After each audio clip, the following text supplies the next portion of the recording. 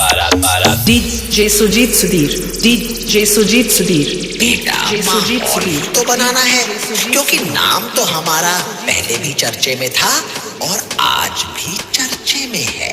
अब मैं तुमको दिखाऊंगा कि कमबैक किसको कहते हैं। Speaker check.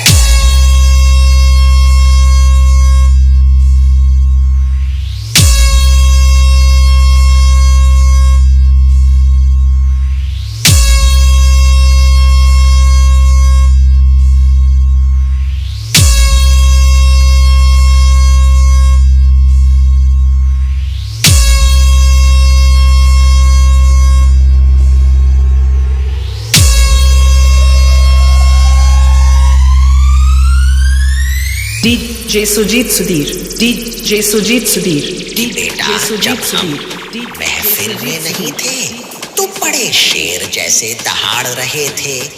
अब हम महफिल में आए हैं तो तुम फीकी बिल्ली बन गए। बेटा हमारी बराबरी करना नहीं है इतना आसान। बड़े बड़े लोग करते हैं हमारा हाथ जोड़ के सम्मान, हाथ जोड़ के सम्मान।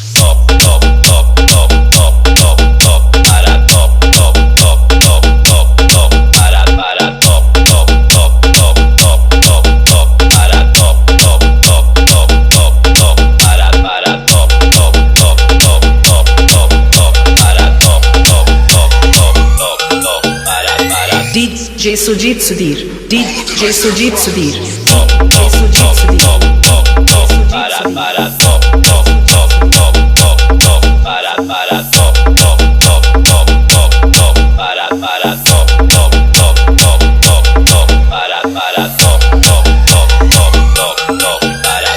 DJ Sujit Sudhir, DJ Sujit Sudhir. क्या सोचे हम नहीं आएंगे बेटा, हम आएंगे तो धमाका करके जाएंगे।